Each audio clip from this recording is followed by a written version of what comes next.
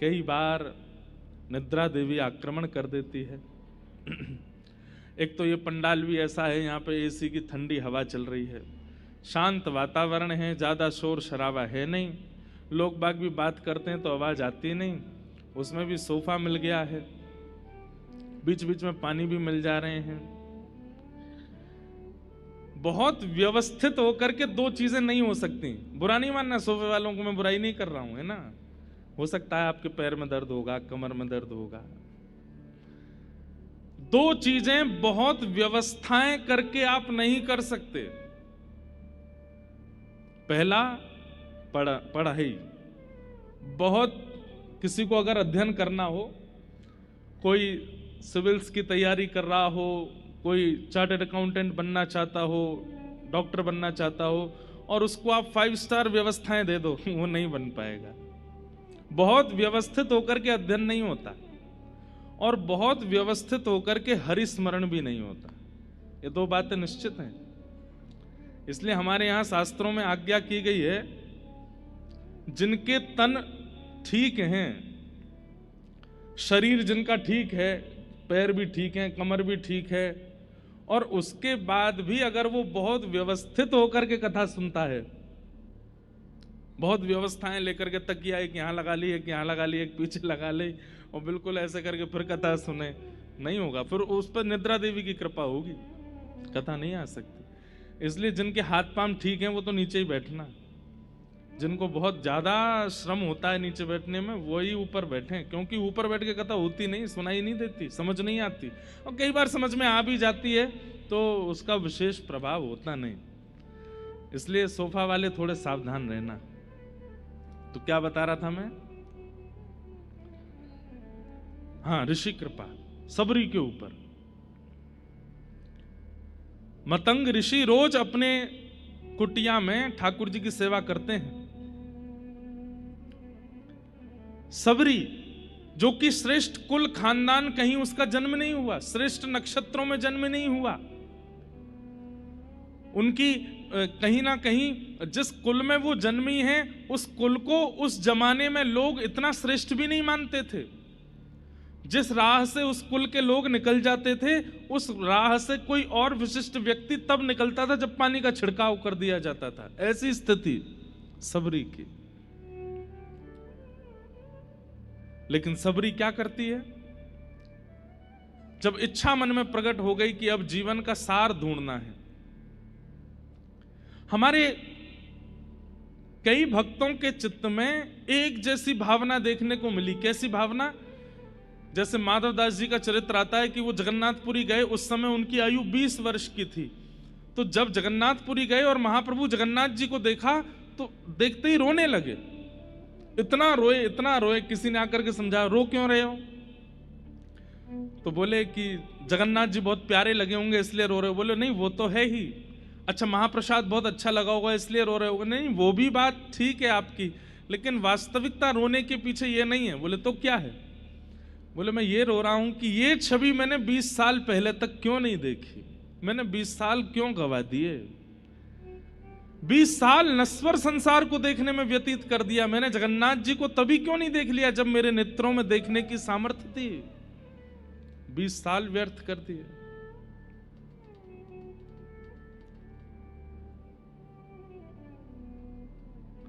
ऐसे ही सबरी के चित्त में भी एक त्याग आ गया कि मैंने जीवन व्यतीत कर दिया इस संसार में, ठाकुर जी से कब मिलूंगी।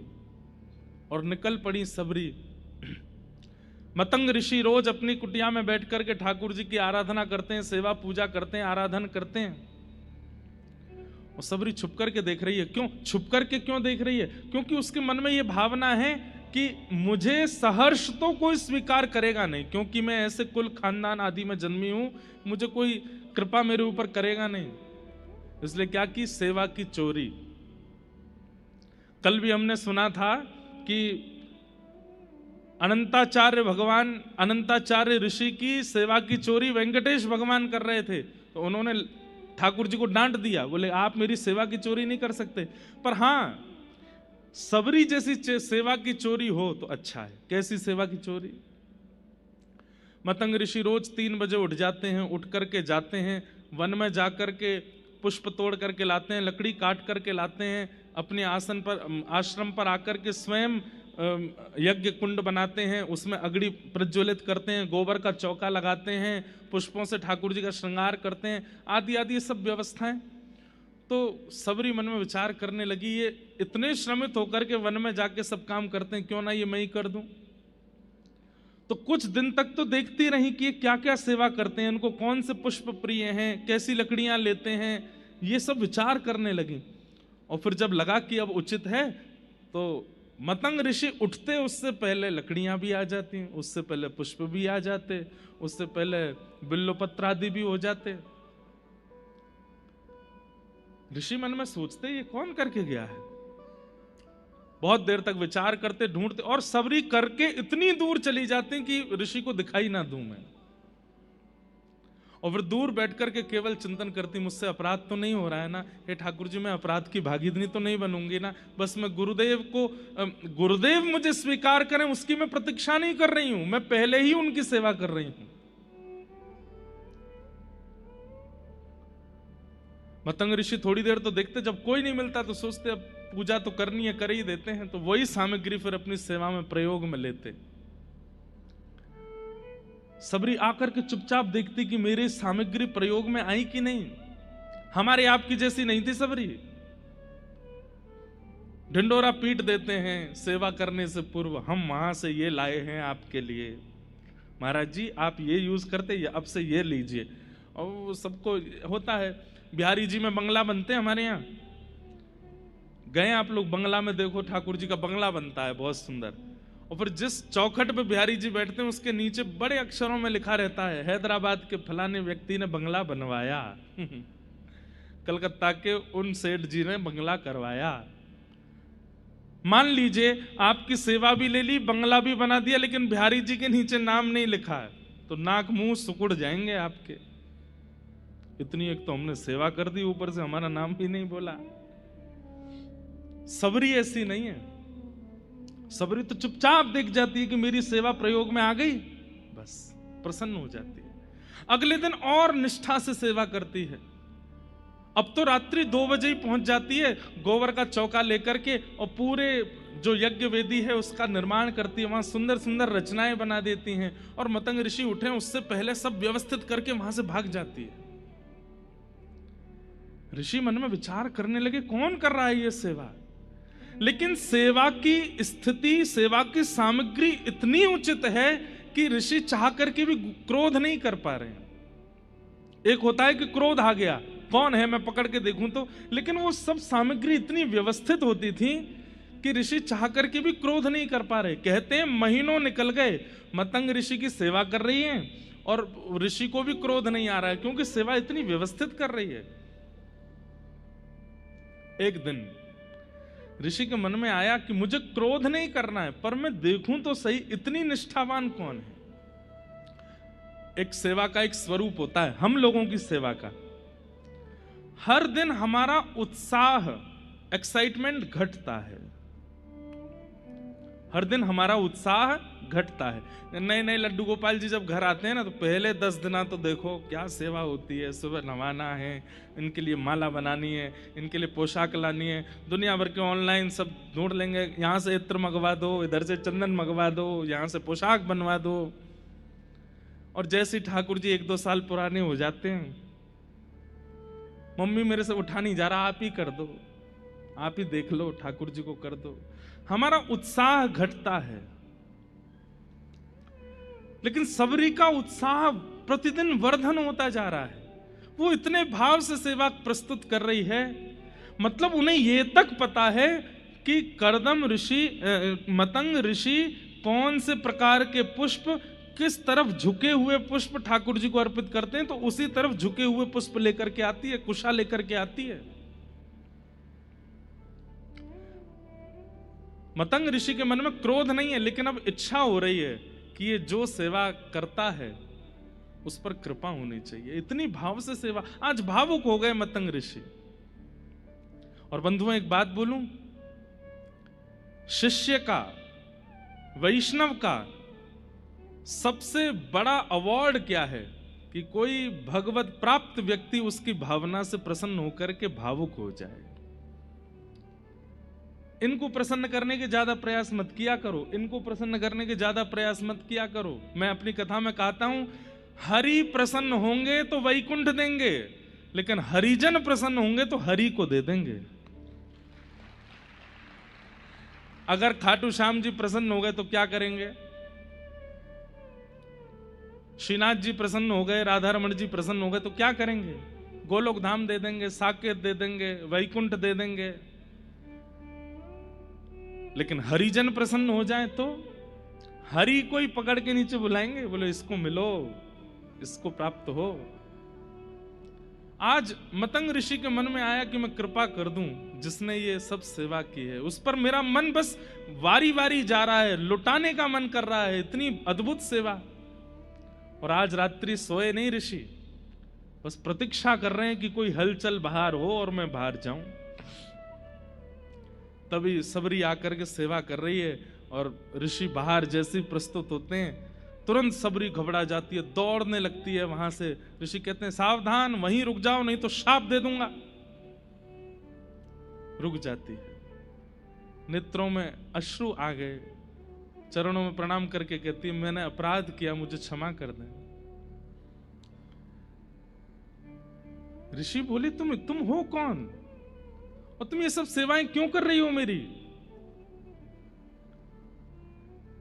और ये छुप करके करने की क्या आवश्यकता है? तुम मुझे बोल दो, मैं तुम्हें आज्ञा कर दूंगा कि ये ले आओ, वो ले आओ, ऐसा कर दो, वैसा कर दो।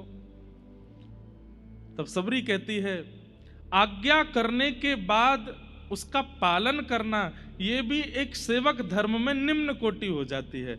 गुरु की आज्ञा हुई नहीं उससे पहले समझ जाना, यह श्रेष्ठ कोटि होती है, यह श्रेष्ठता होती है। आप आज्ञा करें और उसके बाद में उसको पूर्ण करूं तो इसमें मेरा सौभाग्य क्या है? आपका मुखमंडल देख करके मैं पहचान जाऊं कि आप क्या चाहते हैं, वो मेरी सेवा का धर्म है ना। ऋषि बोले मैं तुमसे बहुत प्रसन्न हूं, बहुत प्रसन्न हूं। अब मैं तुम पर कृपा करना चाहता हूं, अब तुम ये छुप करके मत करो, अब मैं आज्ञा करूंगा वैसे सेवा करो। इस कारण से मतंग ऋषि को कितने लोगों ने त्याग दिया, कितने वैष्णवों ने उनके बारे में अपवाद करने शुरू कर दिए, कई ऋषियों ने उनके बारे में अनर्गल वार्ताएं करनी शुरू कर दी। बोले एक तो स्त्री को सेवा में रख लिया, ऊपर से ऐसी स्त्री जिसका कुल खानदान भी पवित्र नहीं है। मतंग ऋषि जब ये बात सुनते हैं तो कहते हैं वह कुल धन्य नहीं जिस कुल को पूरी रामायण याद हो, पूरी मानस जी की चौपाइयां याद हो, पूरे भागवत जी के सदग्रंथ याद हो।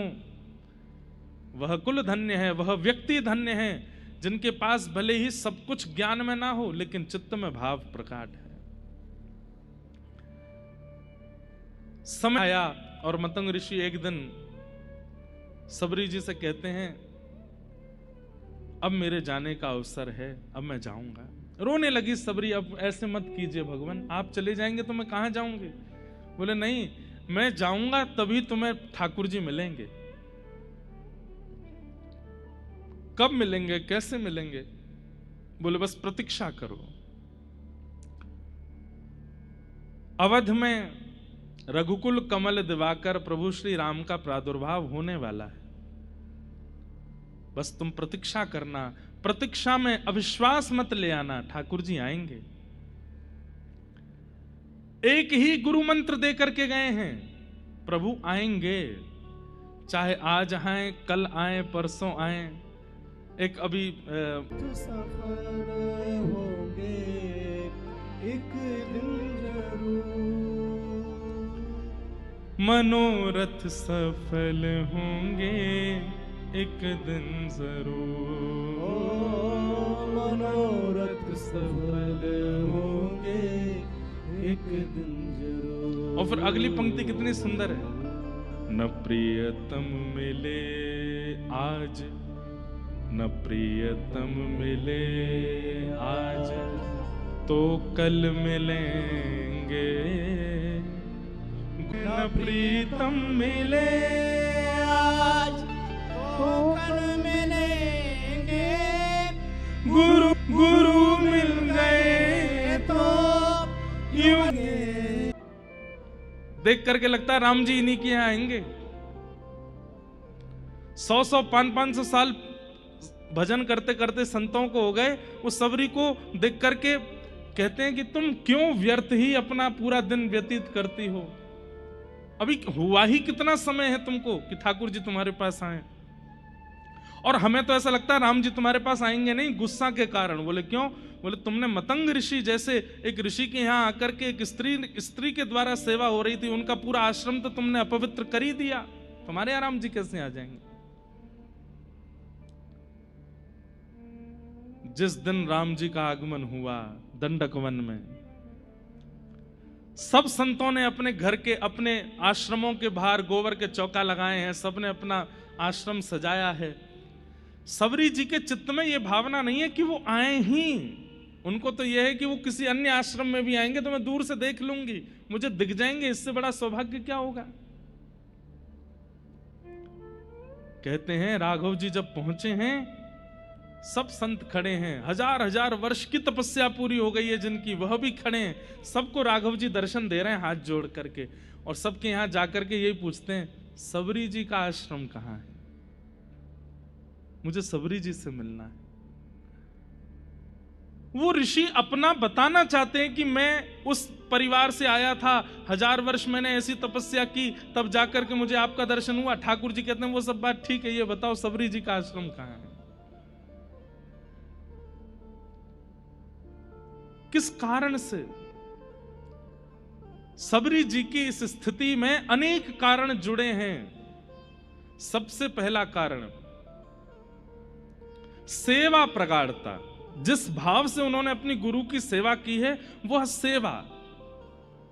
दूसरी बात ऋषि कृपा, जो आज हम चाहते हैं, आज ऋषि पंचमी, ऋषि की कृपा, एक भगवत प्राप्त संत की कृपा है उनके ऊपर। और तीसरा प्रतीक्षा। तीनों में भी लेश मात्र भी कमी नहीं छोड़ी है सबरी जी ने, ना तो सेवा में कमी छोड़ी है, ना ऋषि कृपा में कमी छोड़ी और ना प्रतीक्षा में कमी छोड़ी है। इसलिए ठाकुर जी आते ही दंडक वन में सीधे सबरी जी के यहां गए। बोलो भक्त वत्सल भगवान की। इसलिए आपका जन्म कुल अच्छा है, नक्षत्र अच्छे हैं, तिथि अच्छी है, समय अच्छा है, कुंडली बहुत अच्छी है, तो ये सब चीजें सोच करके ये विचार मत किया कीजिए कि आपकी कुंडली तो बढ़िया ही है, जन्म नक्षत्र बढ़िया है, दिशा अच्छी थी, माता पिता बढ़िया है, सब कुछ तो सब अच्छा ही होगा। नहीं, ऋषि कृपा, भगवत प्राप्त संतों की कृपा, वैष्णवों की कृपा, वह कृपा बहुत आवश्यक है। इसलिए कथा के बाद अपने अपने घर जब आप लोग जाएं, तो जिन महापुरुषों को आप मानते ही हैं, नेत्र बंद करते ही कह दिया जाए कि भगवत प्राप्त कौन है, तो जो जो छवियां आपके चित्त में आने लग जाएं, उन्हीं को इस सप्त ऋषि मान करके प्रणाम कर लीजिएगा। आपकी ऋषि पंचमी मंगल में हो जाए। नेत्र बंद करते किनका ध्यान आता है? और उनका ध्यान करना है जिनसे ठाकुर जी के थोड़े समीप पहुंचे हो, भले ही कभी प्रत्यक्ष नहीं देखा उनको, आधुनिक माध्यम से ही सुना है, उनको प्रणाम करो। और इस प्रकार ऋषि पंचमी को अपने को पावन बनाइए। ऋषि कृपा, संत कृपा, भगवत कृपा, अरे भैया कहां तक कहें, संतन की कृपा हमारे लिए आवश्यक है, इतना ही ना है, ठाकुर जी भी संतों की कृपा मांगते हैं। कभी कभी ठाकुर जी भी संतों से याचना करते हैं कि हम पर कृपा कर दो। ऐसे पावन ऋषि पंचमी की आप सबको शुभकामना। आइए भागवत जी के प्रथम स्कंद में हम लोग प्रवेश करते हैं। जन्माद्यस्य तोन्वयादितरतः चार्थे स्ववेग्यस्वराट् तेने ब्रह्म हृदय आदि कवये मुह्यन्ति यत्सूरयः तेजो वारि मृदां यथा विनिमयो यत्र तृषर्गो मृषा धाम्ना स्वेन सदा निरस्तकुहकं सत्यं परम धीमहि। भागवत जी का प्रथम श्लोक है। अनेक अर्थ इस श्लोक के किए जाते हैं आचार्यों के द्वारा, पर बहुत सहजता से आपको समझ में आ जाए इसलिए मैं कृष्ण लीला परक अर्थ कर दूं। संपूर्ण कृष्ण लीला एक ही श्लोक में है। जन्माद्यस्य यतोऽन्वयाद् इतरतः। जो ठाकुर जी जन्म लिए कहां? देवकी वसुदेव के यहां, लेकिन जन्म लेकर के कहां चले गए? अन्वयाद् इतरतः, गोकुल चले गए, नंद यशोदा के पास चले गए। जन्म लिए देवकी वसुदेव के यहां, लेकिन पालन पोषण के लिए पहुंच गए नंद यशोदा के पास। और वहां जाकर के क्या कर रहे हैं? बोले चार्थे स्वविज्ञ स्वराट। अर्थों के स्वरूप को जो विज्ञ हैं, अनविज्ञ नहीं है, मतलब जानते हैं। दो बातें, ठाकुर जी सब जानते हैं लेकिन अनजान बन के रहते हैं। अच्छा एक बात बताइएगा, जानते हुए भी अनजान ये हम कब होते हैं बताओ? सब कुछ जानते हुए भी अनजान हम कब होते हैं? जब हमारा प्रेमी सामने होता है। कब? जब प्रेमी सामने होता है। प्रेमी का मतलब कोई लड़का लड़की ही नहीं होता है। अब मान लीजिए बहन का छोटा सा लाला है, 1.5-2 साल का लाला है, वो जब सामने होता है वो भी तो प्रेमी है हमारा। उसके सामने कैसे हो जाते हैं? हम अनजान हो जाते हैं। तो फिर कई लोग उससे खेलेंगे, अच्छा ये क्या है? हम जानते नहीं है, हम तो जानते हैं। अच्छा हमें तो पता ही नहीं ये क्या है। फिर वो बालक अले ये तो वो है ऐसे कहता है, आपको तो कुछ भी नहीं पता। क्यों करते हैं हम?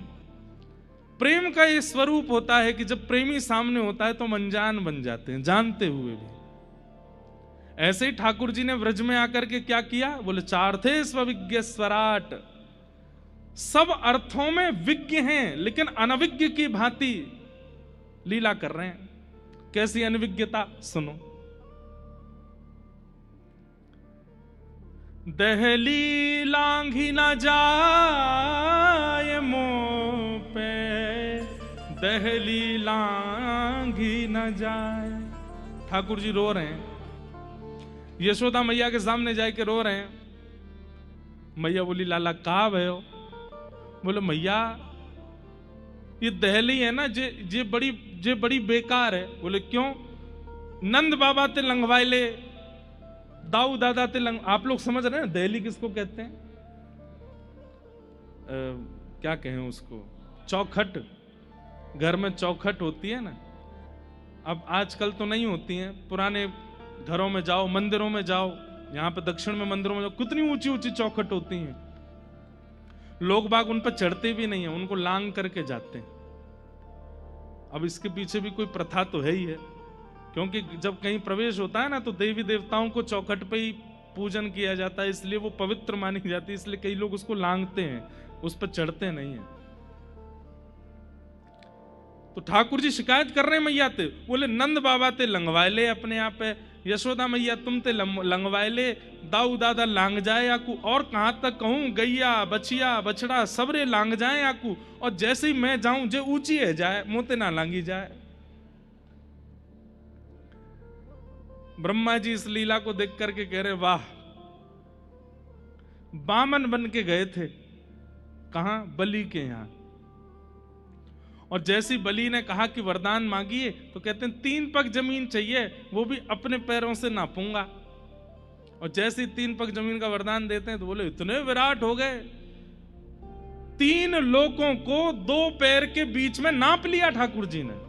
पहला चरण पृथ्वी लोक पर है और दूसरा चरण ठाकुर जी का स्वर्ग लोक में है, और सब पार करके वैकुंठ तक पहुंच गया। मतलब एक बार पैर लंबे करवे में जो 3 लोक नाप लेते हैं, वो यहां यूं कह रहे हैं कि मुंह पे दहली लांगी ना जाए। क्यों? प्रेम।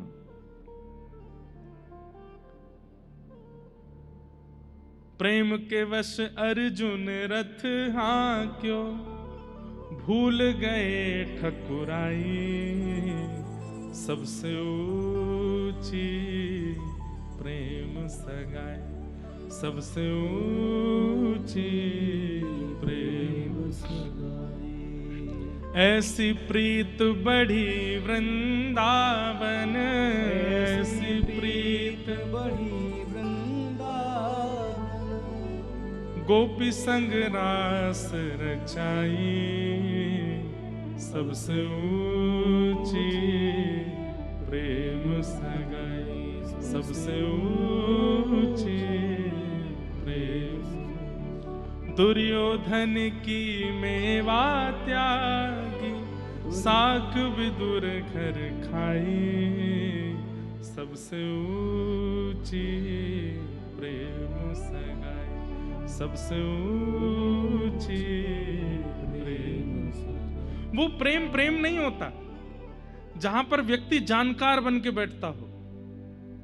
प्रेम में तो व्यक्ति अनजान बन के बैठता है कि नहीं मुझे तो कुछ पता ही नहीं है, मैं तो कुछ जानता ही नहीं हूं। जो सर्वगुण संपन्न होकर के प्रेम में प्रस्तुत होता है वो प्रेमी नहीं है। ये प्रेमी का एक लक्षण है। अपने प्रेमी को परख लीजिएगा। और भैया हमारी बातन को छोरा छोरीन में ही मत ले जाया करो। प्रेमी का मतलब छोरा छोरीन का ही थोड़ी होता है, लड़का लड़की का ही थोड़ी होता है। अब आप एक बात सुनिएगा, ठाकुर जी आपसे कितना प्रेम करते हैं। अपने मंदिर के ठाकुर जी को जाकर के देखो, सब पता है उनको, सब जानते हैं, लेकिन फिर भी अनजान बन करके बैठे रहेंगे। आप जहां बैठा दोगे वहां बैठ जाएंगे, जैसा पहना दोगे पहन लेंगे, जो खिला दोगे खा लेंगे, जब सुला दोगे सो जाएंगे, जब उठा दोगे उठ जाएंगे, जहां ले जाओगे चले जाएंगे। ठाकुर जी कैसे समर्पित होकर के खड़े हो जाते हैं, हमारे हो जाते हैं कि भाई मैं तेरे हवाले हूं, तू जो चाहे कर ले मेरे संग में, कछु ना बोलूंगा। ये प्रेमी है। ये प्रेम का स्वरूप है कि वहां अनविज्ञ बना जाता है। चार्थे स्वविज्ञ स्वराट। ठाकुर जी सब जानते हैं। पूतना रूप बदल करके आई है, ठाकुर जी को नहीं पता है? पता है। सारे ब्रजवासी उस पर मोहित हो गए, लेकिन ठाकुर जी ने अपने आंगन पर हाथ धर लियो। क्यों हाथ धर लियो? क्योंकि जानते हैं कि कुरूपणी रूप बदल करके आई है, लेकिन सबको कैसा दिखाते हैं कि मोह तो कुछ पता ही ना है। चार्थे स्वविज्ञ स्वराट। और स्वराट का मतलब है अपने प्रकाश से प्रकाशित हैं। गोपियां अंधेरे में रख देती हैं मटकियों को, बोले लाला अंधेरे से डर लगे, अंधेरे में ना जाएगो। लेकिन ठाकुर जी अंधेरे में भी जाके माखन चोरी कर लेते हैं। तो यशोदा मैया कहें, अरे लाला एक बात बता, आपको ब्रजभाषा समझ में आ रही है सबको? सोफा वाले बताओ। सोफा वाले कहेंगे हम बढ़िया बैठे यहाँ पे, कल से हम भी नीचे बैठेंगे।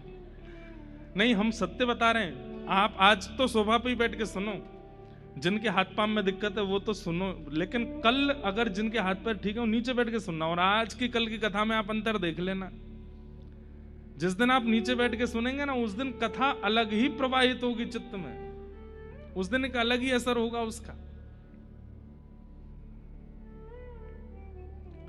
तो क्या बता रहा था मैं?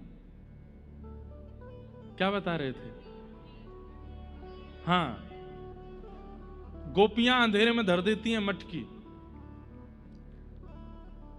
लेकिन ठाकुर जी फिर भी चोरी कर लेते हैं। तो यशोदा मैया कहें, अरे लाला न्यों बता, रात में तो कुछ सुबाते समय में दियो बुझाए तुम तो रोन लगे, मैया अंधेरो है गो मुकु हुआ खा जाएगो, डर लग रहा दियो जराए दे।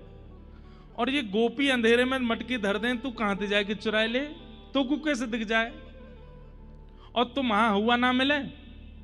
तब ठाकुर जी मैया के सामने क्या कहते हैं, मैया जो तेने पद्मराग के कंगन मुंह को पहना रखे हैं ना, बोले हाँ, इनमें ते अद्भुत प्रकाश निकसे, जैसे ही मैं अंधेरे में जाऊं तो इनमें ते प्रकाश निकलने लगे, बातें मैं मटकी ढूंढ के खाए लाऊं। अब ये तो ठाकुर जी बहाना बना रहे हैं, पर वास्तविकता क्या है? वो स्वयं स्वराट है। श्री कृष्ण करणामृत एक ग्रंथ है विल्व मंगल जी का। विल्व मंगल जी उस कृष्ण करणामृत ग्रंथ में एक श्लोक में कहते हैं, ठाकुर जी जितनी घने सघन वन में जाते हैं, प्रकाश से जितने घने वन में चले जाते हैं जहां सूर्य का प्रकाश जाता भी नहीं हो, उतने ठाकुर जी सुंदर लगने लगते हैं। इसलिए किशोरी जी ठाकुर जी को निकुंज में ही रखती हैं। कभी भी आपने ये नहीं सुना होगा धूप बिहारी कौन से बिहारी है? कुंज बिहारी, निकुंज बिहारी। ठाकुर जी जितने सघन वन में प्रवेश करते हैं, जिन्हें घने जंगल में प्रवेश करते जाते हैं, किशोरी जी कहते हैं जितने घने जंगल में श्री कृष्ण प्रवेश करते हैं उतने सुंदर होते चले जाते हैं। क्यों? क्योंकि फिर सूर्य के प्रकाश से उनका रूप नहीं दिख रहा है, वो अपने प्रकाश से दिखते हैं। स्वराट। कृष्ण करणामृत में श्री विल्वमंगल जी कहते हैं ठाकुर जी का वर्ण काला नहीं है, ठाकुर जी काले नहीं है। ठाकुर जी का वर्ण कैसा है? बोले नील मणि के जैसा है। और मणि सूर्य में प्रकाशित नहीं होती, मणि अंधेरे में ही प्रकाशित होती है। इसलिए आपके दक्षिण भारत में मंदिरों में ठाकुर जी के दर्शन जो है दिया में ही होते हैं। कभी जाइए त्रिवेंद्रम या किसी भी मंदिर में चले जाओ, सब जगह वही है, दियान में ही हूं मैं। अरे तिरुपति देखो, तिरुपति जी में तो कितने भीतर होते हैं ठाकुर जी, वो दिया में ही दिख रहे होते हैं। और दिया से दिख तो रहे, लेकिन वास्तविकता यह है कि वो उनके स्वयं के प्रकाश में दर्शन होता है। लगता है कि हाँ साक्षात ठाकुर जी करें। हमारे बिहारी जी वृंदावन में आज भी दिया में ही विराजते हैं। जब बंगला बनता है तो बाहर आते हैं तो लाइट वाइट में दर्शन हो जाते हैं, नहीं तो गर्भगृह में बिहारी जी आज भी दिया ही जलता है, वहां पे लाइट नहीं है। कितने मंदिर ऐसे हैं हमारे वृंदावन में, आज भी वहां पर दिया में ही ठाकुर जी के दर्शन होते हैं। क्यों? क्योंकि ठाकुर जी का जो स्वरूप है वो जितने घनघोर अंधेरे में जाते हैं उतने ज्यादा प्रकाशित होते चले जाते हैं। स्वराट। तेने ब्रह्म हृदय आदि कवये मुह्यन्ति यत्सूरय।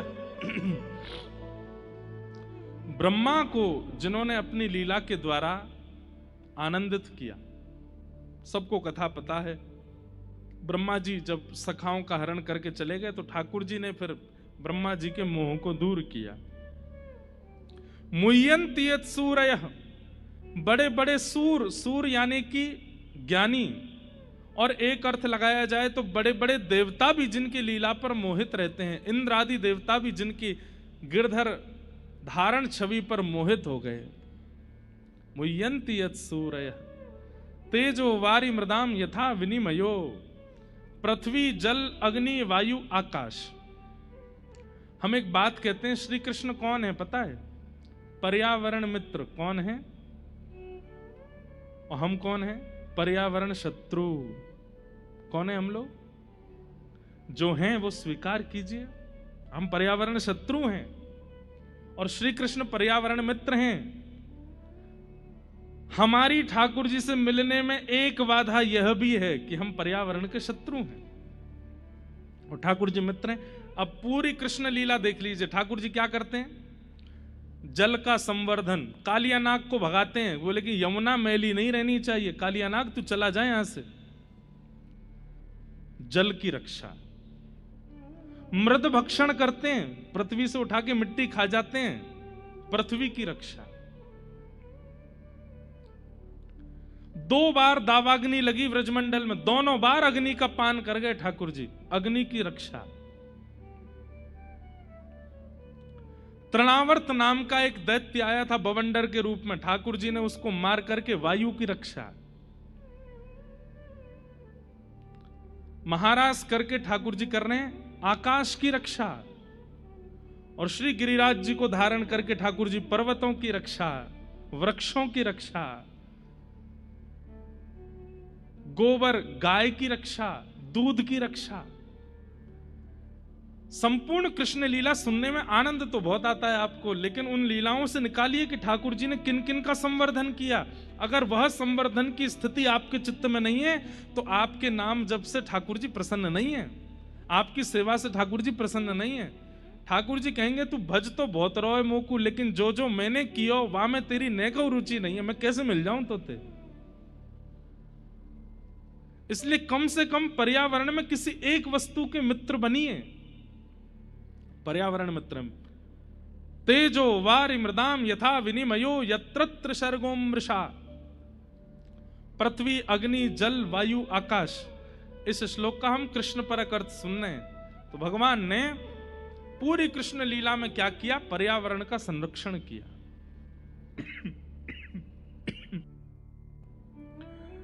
यत्र सर्गो मृषा, व्रजलीला, द्वारिका लीला और महाभारत लीला, ये 3 लीलाएं ठाकुर जी की प्रधान हैं, जो कि अमृषा हैं, माने परम सत्य हैं, झूठ नहीं है। धामना स्वेन सदा निरस्त कुहकम सत्यम परम धीमहि।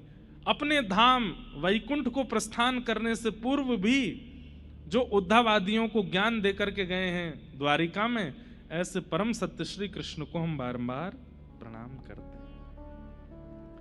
इस प्रकार प्रथम श्लोक में श्री कृष्ण को वंदन किया गया। वंदन वैसे तो स्वच्छंद भाव से तो ब्रह्म परक अर्थ है इस श्लोक का, और ब्रह्म परक अर्थ ऐसा है कि आपको समझने में बहुत मुश्किल हो जाएगी। अब एक दो लाइन का ही कर देता हूं। जन्माद्यस्य यतोऽन्वयादि तरतः, जो जन्म और मृत्यु के हेतु हैं, जिनके कारण जन्म होता है, जिनके कारण मृत्यु होती है। यतोऽन्वयाद इतरतः, जो जन्म और मृत्यु से इतर हैं, उनका ना कभी जन्म होता है ना कभी मृत्यु होती है, लेकिन भक्त वत्सलता के लिए वो जन्म भी लेते हैं। चार्थे स्वविज्ञ स्वराट, अर्थों के प्रति जो अविज्ञ हैं, सब जानते हैं, इसीलिए उनको भगवान कहा जाता है। भगवान किसको कहा जाता है? जिसके पास में 6 नॉलेज हो उसको भगवान कहा जाता है। कौन कौन सी? वेत्ति विद्याम अविद्याम च सवाच्यो भगवानति, उत्पत्ति प्रलयम चैव भूतानाम अगति गति, वेत्ति विद्याम अविद्याम च सवाच्यो भगवान इति। ये 6 नॉलेज जिसके पास है उसको भगवान कहते हैं। सबसे पहला, इस पृथ्वी का निर्माण कब हुआ, एग्जैक्ट डेट जिसको पता है, और इस पृथ्वी और ब्रह्मांड का प्रलय कब होगा, ये एग्जैक्ट जिसको पता है, वो परमात्मा। लोग कितना भी दावा कर दें, लेकिन आज तक साइंस इस चीज में आगे आ ही नहीं पाया कि इस पृथ्वी का निर्माण, ब्रह्मांड का निर्माण कब हुआ। कहते हैं कुछ इतने साल हो सकता है पहले, एग्जैक्ट क्या है नहीं पता किसी को भी। दूसरी बात, इस सृष्टि का प्रलय कब होगा। कोई कहता है 2012 में प्रलय आने वाला था, कोई कह रहा 2020 में प्रलय आएगा, कोई कह रहा 2025 में। तो अभी कहीं सुन रहा था मैं कि जून जुलाई तक के बाद तो जो है आधी पृथ्वी तो मर चुकी होगी, अभी तक जीवित बैठे हैं, कुछ भयो ही ना है। तो जो उत्पत्ति जानता है, प्रलय जानता है, गति और अगति जानता है, किसकी क्या गति है और किसकी क्या अगति है, ये जिसको पता है। विद्याम अविद्याम च, विद्या क्या है और अविद्या क्या है, ये 6 जानकारियां जिनके पास हैं उनको भगवान कहते हैं। ठाकुर जी सब जानते हैं, इसलिए वो प्रणम्य है, इसलिए वो भगवान है। ऐसे परम सत्य भगवान को हम बारंबार प्रणाम करते हैं। भागवत जी का दूसरा श्लोक, धर्म प्रोजित कैतवोत्र परमो निर्मत्सराणां सतां, वैद्यं वास्तवमत्र वस्तु शिवदं तापत्रयोन्मूलनम्। श्रीमद्भागवते महामुनिकृते किं वा परैरीश्वरः सद्यो हृद्यवरुध्यते त्रिकृतिभिः शुश्रूषुभिस्तत्क्षणात्। धर्म, अधिकारी, संबंध और प्रयोजन। विषय, अधिकारी, संबंध और प्रयोजन, 4 बातें बहुत ध्यान से सुनिएगा। सबसे पहली बात, कथा का अधिकारी कौन। कथा का अधिकारी मतलब ठाकुर जी किसको अधिकार देते हैं अपनी प्राप्ति का। आप भगवान को प्राप्त करना चाहते हैं, पर आप उनके अधिकारी बने हैं कि नहीं, ये जानना बहुत जरूरी है। बहुत ध्यान से सुनिएगा। जो परम धर्म में व्यवस्थित है वही ठाकुर जी का अधिकारी है, कथा सुनने का अधिकारी है। धर्म प्रोजित कई तवोत्र परमो। भागवत जी का विषय क्या है? हमारे चित्त में परम धर्म का उद्दीपन होना। और हमारे चित्त से ईर्ष्या का नाश होना। एक बात बहुत ध्यान से सुनिएगा हमारी। कई लोग अपने क्रोध पर काम करते हैं कि हमारा गुस्सा बहुत है, कंट्रोल होना चाहिए। कई लोग अपनी जीभ पर काबू करते हैं कि बहुत चटोरी है, इसको काबू करना है। कई लोग अपने शरीर पर ध्यान देते हैं, बहुत फैलता जा रहा है, इसको सावधान करना है। कई लोग अपने माइंड को, मन को एकाग्र करने का प्रयास करते हैं, बहुत विचलित रहता है संसार में। हमारी एक बात मानिएगा, हमारे शरीर में एक दोष ऐसा है, अगर वह सुधर जाए तो बाकी सब में सुधरने की स्थिति आ जाएगी। और उस दोष का नाम क्या है? ईर्ष्या। आपने शरीर तो अपना स्वस्थ कर लिया, काम पर तो विजय कर ली, क्रोध पर तो विजय, लेकिन एक वो होता है ना कि रोग ठीक हो गया लेकिन कुछ दिन बाद उसका थोड़ा सा अंश रह गया था तो दोबारा आ गया। कई लोगों को गंभीर बीमारी हो जाती है, डॉक्टर ऑपरेशन करके वो पार्ट ही निकाल देते हैं जो इफेक्टेड हुआ है, पर सुनने में आता है कि 2, 4, 5 साल बाद फिर से हो गया। बोले क्यों? बोले उसका कोई अंश रह गया था अंदर। ऐसे ही आप कितना भी काम पर विजय प्राप्त कर लीजिए, कितना भी जीव पर विजय प्राप्त कर लीजिए, कितना भी शरीर को स्वस्थ कर लीजिए, लेकिन आपके अंदर ईर्ष्या दोष यदि है तो वो फिर से सब कुछ प्रकट कर सकता है। अगर ईर्ष्या दोष ही निकाल दिया जाए और ईर्ष्या दोष निवृत्ति के बाद काम पर, जीव पर, क्रोध पर, शरीर पर, अन्य अन्य भावों पर अगर काम किया जाए तो जो एक बार नष्ट होगा वो पुनर्जागृत नहीं होगा, क्योंकि ईर्ष्या को आपने निकाल दिया। इसलिए भागवत जी में कहा निर्मत सराणाम सताम। कथा सुनने का एक उद्देश्य यह भी रखिए कि मेरे चित्त से ईर्ष्या खत्म हो। आप कहोगे महाराज जी हम में तो ईर्ष्या है ही नहीं, इतनी सी नहीं है, सबके अंदर है। कोई अगर रूपवान है और उससे तनिक थोड़ा सुंदर अगर कोई और आ जाए ना, एक मीठी ईर्ष्या आ जाती है चित्त में। कोई थोड़ा सा ज्ञानवान है और उससे तनिक ज्यादा ज्ञानवान कोई आ जाए तो ईर्ष्या आ जाती है चित्त में। हम जैसे हैं, हमसे 1% भी ज्यादा किसी के पास कोई गुण होता है तो हमारे चित्त में ईर्ष्या जन्म लेती ही लेती है। आप कैसे कह सकते हैं कि आप में ईर्ष्या बिल्कुल नहीं है? सबके चित्त में होती है। लेकिन अगर वह ईर्ष्या नष्ट हो जाए तो आप अपने शरीर के जितने भी दोष हैं सब पर काम कर सकते हो।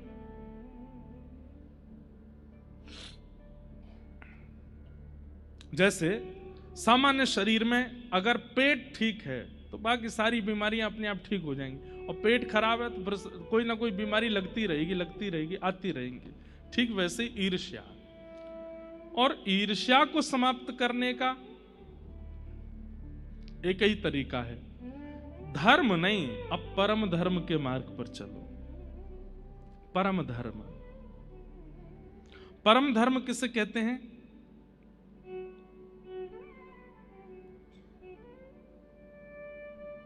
ध्यान से सुनिएगा।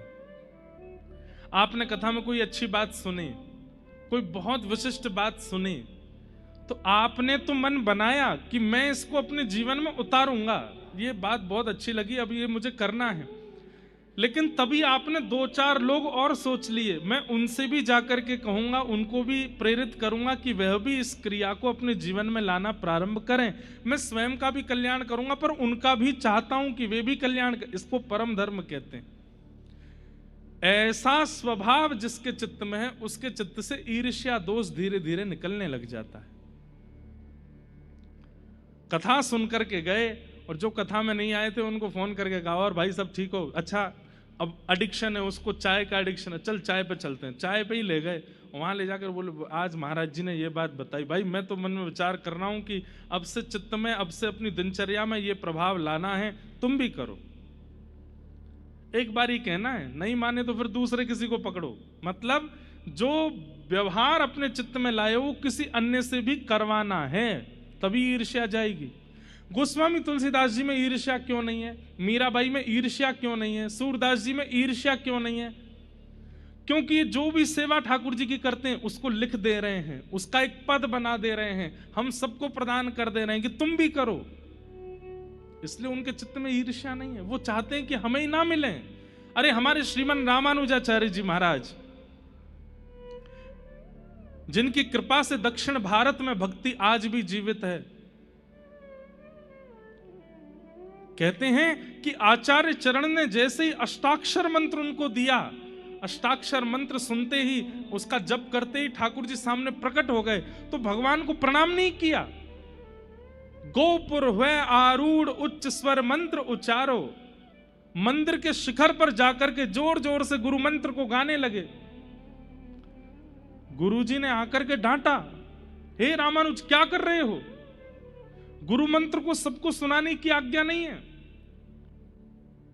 रामानुजाचार्य जी कहते हैं क्या होगा? गुरुदेव बोले नरक जाना पड़ेगा तुमको अगर सबको गुरु मंत्र सुनाओगे तो रामानुजाचार्य जी कहते हैं एक नरक जाएगा, लेकिन एक से मंत्र सुनकर के इतने सारे वैकुंठपति का दर्शन कर लेंगे तो एक का नरक जाना स्वीकार है, पर सबको तो ठाकुर जी दर्शन होना चाहिए।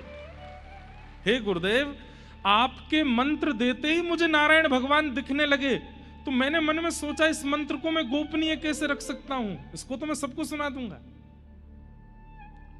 तब फिर गुरुजी ने समझाया तुम्हारी भावना बहुत अच्छी है, लेकिन भाई गुरु के द्वारा प्रदत्त वस्तु का एक गरिमा तो रखो। तो फिर 77 लोगों ने वो मंत्र सुना था और रामानुजाचार्य जी ने उन 77 लोगों को विधिवत पंच संस्कार करके फिर उनको विधि रूप से सब चीज समझा करके उनको भगवत प्राप्ति कराई। कहने का अभिप्राय, हमारे चित्त में सर्वांगीण कल्याण की भावना प्रकट हो तो कहीं ना कहीं ईर्ष्या खत्म हो सकती है। ईर्ष्या उसी के चित्त में अधिकतर होती है जिसके चित्त में अन्य के कल्याण की भावना नहीं है।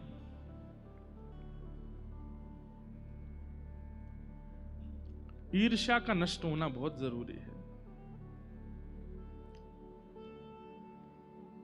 निर्मत्सराणाम सताम वैद्यं वास्तवमत्र वस्तु शिवदम तापत्रयोन्मूलनम।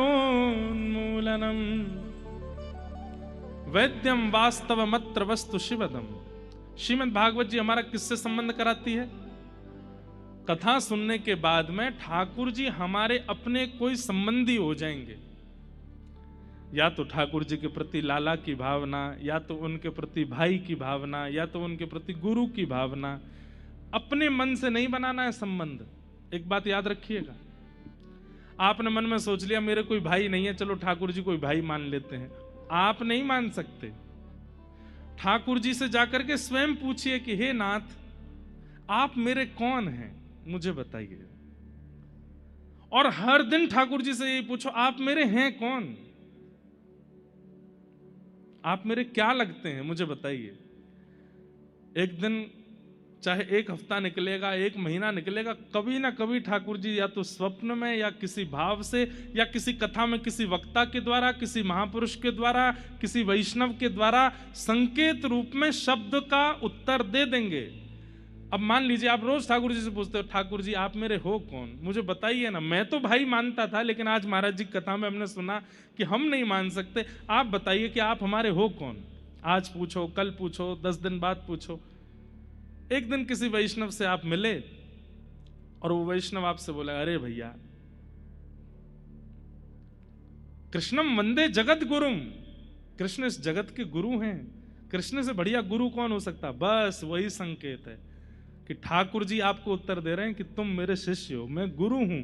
गुरु का मतलब मैं जो आज्ञा करूंगा वो तुमको पालन करना है। या मान लीजिए किसी ने आपका, अरे आप तो यशोदा मैया हो भैया, आप तो यशोदा मैया और लाल जी तुम्हारे लाला हैं। बस वही संकेत जानिए, अच्छा तो ये लाला है। या फिर ऐसा नहीं होगा तो स्वप्न में ठाकुर जी कोई आदेश कर देंगे। कहीं ना कहीं से ठाकुर जी प्रकट करा ही देंगे कि मैं इस संबंध में हूं। और ठाकुर जी किसी भी संबंध में आ सकते हैं, अब ऐसा भी हो सकता है कोई आपसे आकर के कह दे कि भैया तुमको देख करके तो ऐसा लगता है तुम तो बरसाने के हो, और बरसाने के होने के नाते तुम तो श्री जी के हो, और श्री जी के हैवे के नाते लाल जी आपके कौन भय? जीजा जी। कौन भय? ठाकुर जीजा जी हो गए। अब रोज जाओ श्री जी के सामने बैठ करके वैसे ही मनोहार करो जैसी जीजा जी की होती है। आहा, उठ जाइए जीजू सा बाल भोग पा लीजिए। अब आप कौन हो उनके? अब आप सारे सारी हो उनके उसी भाव से सेवा करो। हमारे श्री बक्सर वाले मामा जी ये उनकी भावना से सिद्ध होती है ये बात। श्री नारायण दास भक्तमाली जी, उनको पूरा विश्व मामा जी कहता था। क्यों? वो सिया जी को अपनी बहन मानते थे। तो सीता जी जिनकी बहन है, सीता जी हमारी माँ हैं, तो वो हमारे कौन हुए? मामा हुए। तो उससे सब मामा जी बोलते थे उनको। तो एक बार किसी ऋषि ने, एक बार किसी संत ने उनसे पूछा, आप सीता जी को बहन मानते हो, सीता जी आपको भैया मानती हैं, इसका क्या प्रमाण है? इतना सुंदर उत्तर दिया। बोले कि भैया इतने बड़े बड़े रसिक संत, इतने बड़े बड़े महात्मा, इतने बड़े बड़े ध्यानी ज्ञानी जन जब आकर के मामा बोलते हैं तो मैं ये समझ जाता हूं कि इन सब के चित्त में बैठी हुई सिया जी मुझे भैया मानती हैं, तभी मामा बुलवा रही है। कहने का अभिप्राय, संबंध की पुष्टि आपके चाहने से नहीं होगी, संबंध की पुष्टि तो कोई वैष्णव करेगा। कोई लाली है, लाली को देख, अरे लाली तू तो प्रिया जी की कोई सखी है, तो फिर सखी ही हो आप। कोई वैष्णव बोल गया है, अरे लाला तू तो ठाकुर जी को कोई सखा लगे, मन सुखा सो लगे, तो आप सखा ही हो ठाकुर जी के। ये ठाकुर जी के द्वारा दिए गए संकेत हैं। वैद्यम वास्तव मत्र वस्तु शिवदम, और फिर यहां पर एक शब्द कहा गया शिवदम। शिवदम का मतलब क्या होता है? कल्याणकारी। हो सकता है कि आप जो संबंध मानते हो ठाकुर जी से वो कल्याणकारी ना हो, लेकिन कोई वैष्णव आपको कोई संबंधी बना गया है तो वो कल्याणकारी होगा। शिवदम। अयोध्या में एक संत थे, हमने दर्शन नहीं किया उनका, परम पूजनीय श्री गोपालाचार्य जी महाराज। बड़े बड़े आचार्यों से उनके बारे में सुना। ठाकुर जी ने उनको बताया था क्या कि मैं तुम्हारो लाला हूं और तुम लाला भाव से मेरी सेवा करो। तो लाला भाव से सेवा करते थे ठाकुर जी की। एक दिन हमारे परम पूजनीय श्री अयोध्या धाम के परम पूजनीय श्रीमद जगत गुरु रामानुजाचार्य श्री राघवाचार्य जी महाराज, वे उनकी सेवा में रहे थे। तो महाराज जी एक बार बता रहे थे, बोले एक दिन गुरु जी बोले आज लाल जी का उत्सव करना है। बोले गुरु जी क्या करें? बोले ऊपर पेटी रखी है, बक्सा रखा है, उसमें हाथी घोड़ा आदि ये सब रखे, सब निकालो, ठाकुर जी के आसपास सजा दो। तो बोले कपड़ा के और रुई के हाथी घोड़ा ऊंट गैया खिलौने ये सब रखे थे, रुई और कपड़े के। बोले हमने बक्सा खोल करके सब विद्यार्थियों ने ठाकुर जी के आसपास सजा दिए। गुरु जी ने ठाकुर जी का उत्सव किया, भोग आदि लगा करके, और बढ़िया 56 भोग बना करके पर्दा करके ठाकुर जी का भोग लगा के फिर बोले अब चलो भैया उत्सव हो गया, अब ये हाथी घोड़ा गैया आदि इन सबको वापस पेटी में धर दो। बोले हमने जब जैसी पेटी में धरी तो बोले पेटी बंद नहीं हो। तो गुरु जी बोले हम लोग बोले गुरु जी इसी पेटी में से अभी सब निकाले थे, अब दोबारा धर रहे हैं और ये बंद नहीं हो रहे, और रुई और कपड़े के खिलौने उनको तो कितनी भी पेटी में धर दो वो तो दबा दबा के हो ही जाते हैं बंद। बोले लेकिन हम बैठ रहे हैं तो भी बंद नहीं हो रहा था। तो हमारे गुरु जी बोले, पंडित श्री गोपालाचार्य जी महाराज, वे बोले अरे 56 भोग खाया है ना, सबके पेट भर गए तो भारी हो गए सब इसलिए बंद नहीं हो रहा है। तो बोले क्या करे? बोले थोड़ी देर टहलाओ इनको। तो बोले एक हाथी लेकर के एक घोड़ा लेकर के सब बालक उनको टहला रहे हैं, थोड़ी देर टहला रहे, बोले अब रखो। बोले जैसे रखा पेटी बंद हो गई, ऊपर धर दी हमने। भावना देखो, ठाकुर जी पुष्टि कर रहे हैं कि मैं लाला हूं। और इतना ही नहीं, आज भी वो लाल जी विराजते हैं श्री अयोध्या जी में। महाराज जी के मन में आया, पूज्य आचार्य चरण के मन में आया कि ठाकुर जी अब बड़े है गए, इनको ब्याह करूंगा। तो महाराज जी की जो माता जी थी, उन माता जी के गोद में ठाकुर जी, वही लड्डू गोपाल जी बैठ जाते और बैठ करके उनकी थोड़ी वयोवृद्ध माता जी उनका पयोधर पान करते थे ठाकुर जी।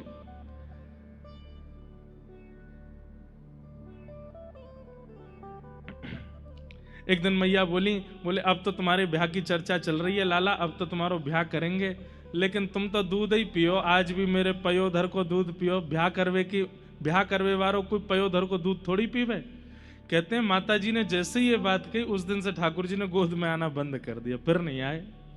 और फिर मैया के वक्ष में पयोधर भी नहीं आया। मतलब ठाकुर जी आज्ञा करें, नहीं मेरो ब्याह करवे कोई मन है, अगर दूध पीवे तो ब्याह नहीं होगा, तो मैं दूध ना पीऊंगा, मेरो ब्याह कराओ। तो वो ब्याह हुआ। ऐसे ऐसे ठाकुर जी संबंध मानते हैं, पर आपके चाहने से नहीं, उनके चाहने से। और वे क्या चाहते हैं वो किसी वैष्णव के द्वारा आपको पता लग जाएगा। और अगर 1 साल हो गया, 6 महीना हो गए, ठाकुर जी ने अभी तक कोई संकेत नहीं किया, तो इसका मतलब आपकी भावना अभी इतनी पवित्र नहीं है। इसलिए ठाकुर जी आज्ञा कर रहे हैं, भावना पवित्र करो, तब मैं तुम्हें स्वीकार करूंगा। भावना पवित्र होगी तो सप्ताह के अंदर अंदर कोई वैष्णव बोल जाएगा, आप तो ठाकुर जी के ये हो।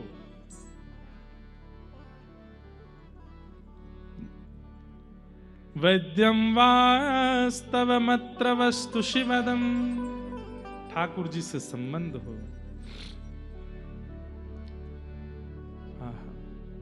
तापत्रयोन्मूलनम,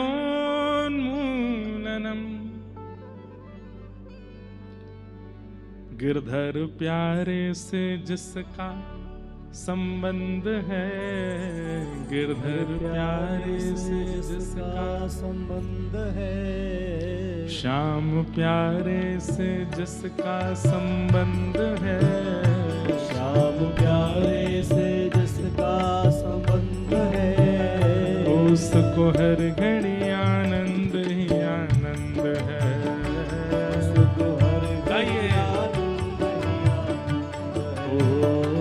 उसको हर घड़ी आनंद ही आनंद है, उसको हर घड़ी आनंद ही आनंद है। ओ श्याम प्यारे से जिसका संबंध है, श्याम प्यारे से जिसका संबंध है, गिरधर प्यारे से जिसका संबंध है, गिरधर प्यारे से जिसका संबंध है, उसको हर घड़ी आनंद ही आनंद है, उसको हर घड़ी आनंद ही आनंद है, उसको हर घड़ी आनंद ही आनंद है, उसको हर घड़ी आनंद ही आनंद है। ओ झूठी ममता से करके किनारा, झूठी ममता से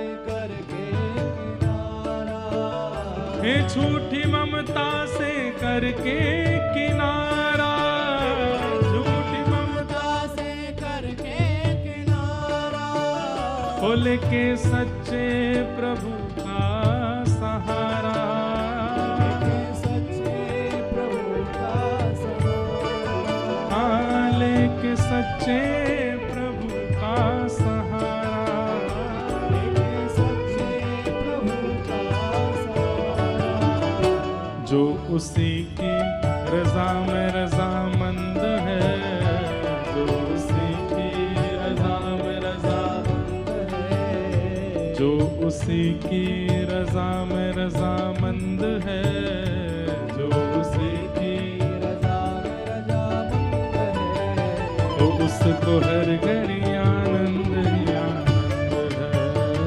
उसको हर घड़ी आनंद ही आनंद, उसको हर घड़ी आनंद ही आनंद है, उसको हर घड़ी आनंद ही आनंद है।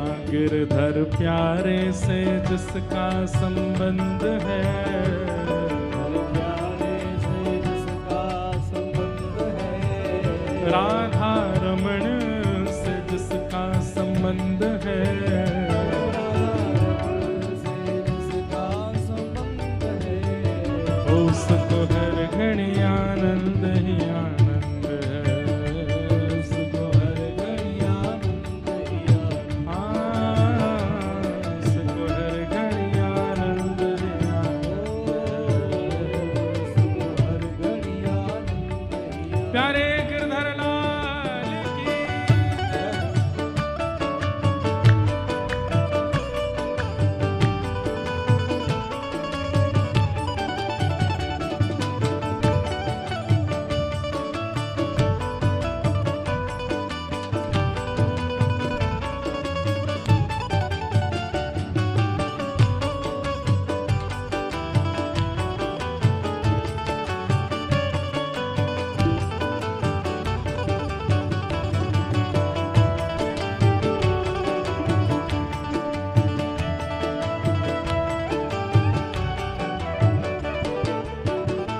संत ऋषियों की वाणी को माने, संत ऋषियों की वाणी को, हे संत ऋषियों की वाणी को माने, संत ऋषियों की वाणी को माने, प्रेम भक्ति की महिमा को जाने, भक्ति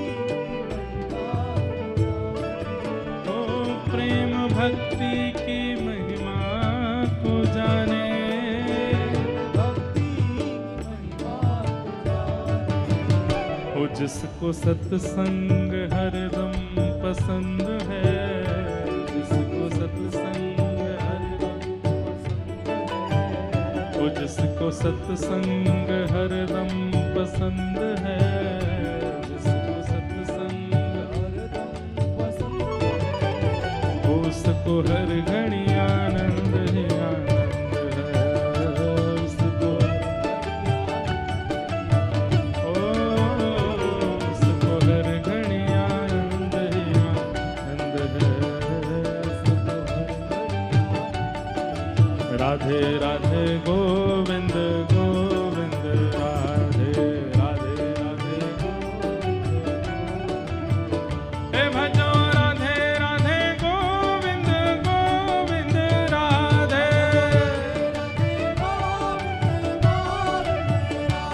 हे गोविंद राधे गोपाल राधे,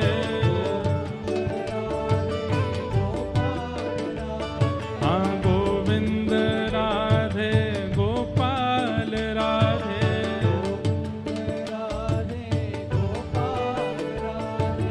गोविंद राधे गोपाल राधे,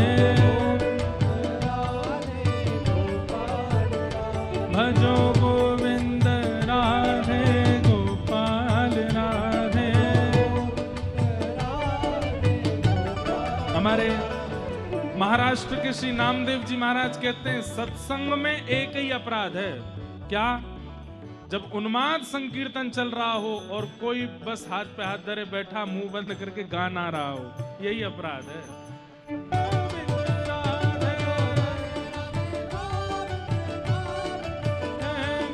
राधे राधे गोविंद गोविंद राधे, भजो राधे राधे गोविंद गोविंद राधे,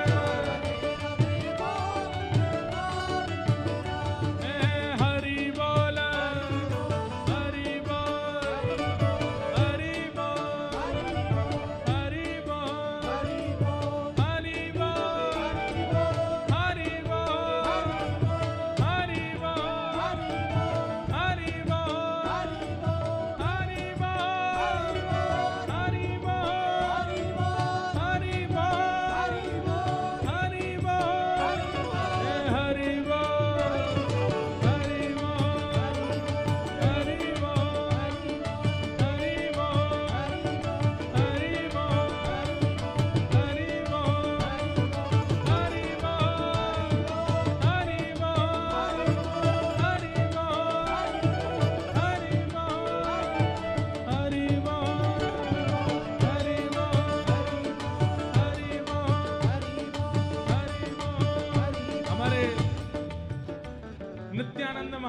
कहते हैं भैया तेरे पाँव पड़ूं एक बार हरि बोल, भैया तेरे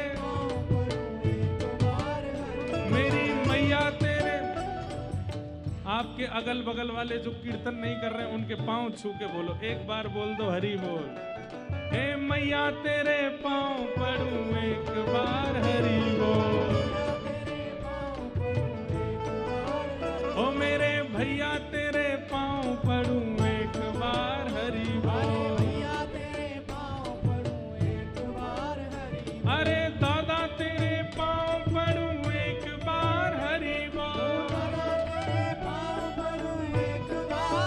बूढ़ी अम्मा तेरे पाँव पड़ूं एक बार हरि बोल,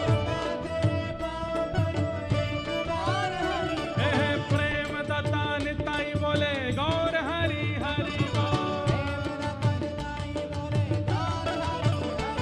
हे प्रेम दाता निताई बोले गौर हरि हरि बोल, हे हरि बोल हरि बोल हरि हरि हरि बोल, आहा हरि बोल हरि बोल हरि हरि हरि बोल, हे हरि बोल हरि बोल हरि हरि हरि बोल, हे हरि बोल हरि बोल हरि हरि हरि बोल, हे भैया तेरे पाँव पड़ूं एक बार हरि बोल, हे मैया तेरे पाँव पड़ूं एक बार हरि बोल, हे प्रेम दाता निताई बोले गौर हरि हरि बोल, हे हरि बोल हरि बोल हरि हरि हरि बोल, हे हरि बोल हरि बोल हरि हरि हरि बोल, हे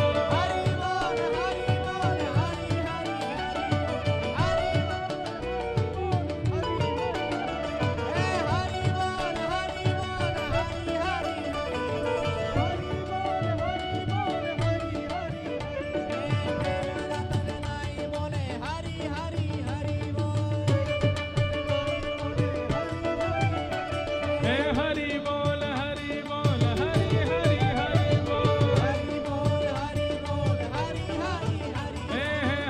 बोल हरि बोल हरि हरि हरि बोल, हे हरि बोल हरि बोल हरि हरि हरि बोल,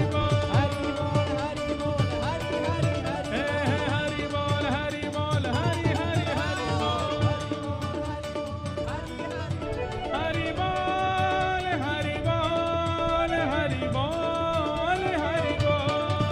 हरि बोल हरि बोल हरि बोल हरि बोल, हे हरि बोल हरि बोल हरि बोल हरि बोल,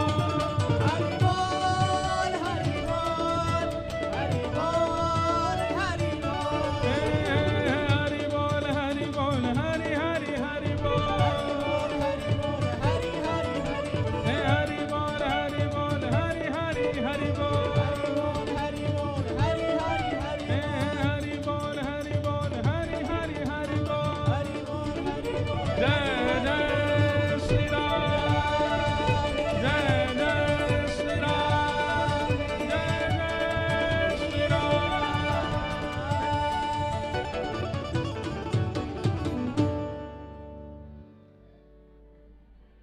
प्रेम दाता निताई बोले गौर हरि हरि बोल, प्रेम दाता निताई बोले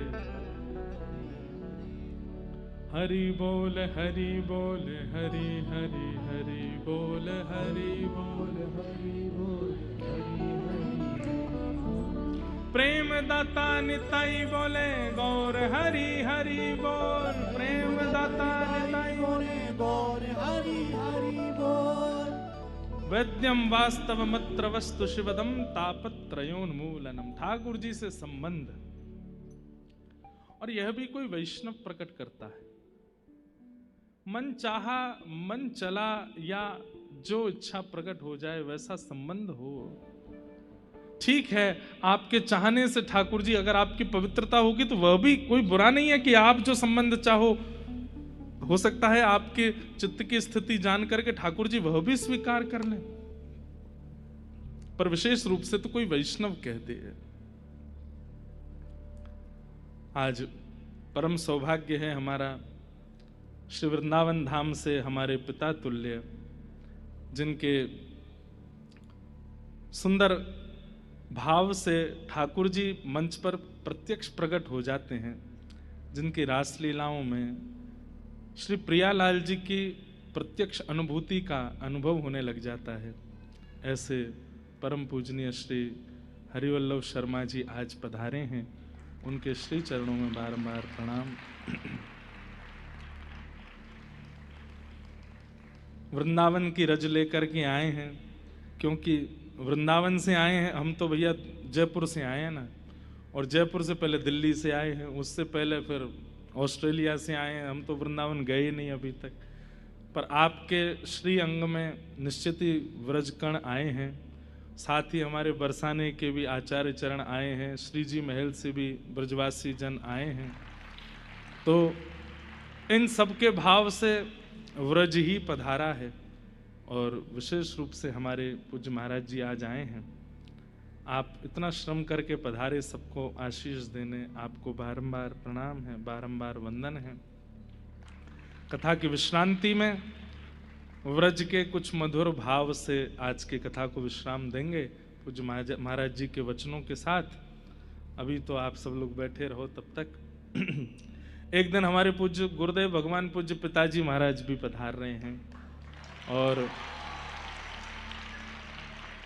हमारा तो मिलना ही नहीं हुआ उनसे, 1.5-2 महीना हो गए। पहले हम विदेश थे, जब हम आए तो वो चले गए विदेश, तो मिलना ही अभी तक नहीं हो पाया है। यहाँ मिलेंगे हैदराबाद में। और भी महापुरुष सब आएंगे, सब कृपा करके दर्शन देंगे। आप सब हैदराबाद वासियों का भाग्य नगर है ना, भाग्य लक्ष्मी है। भाग्य का मतलब बहुत धन की प्राप्ति हो जाना नहीं है, भाग्य का मतलब बहुत संपत्ति, ऐश्वर्य, यश की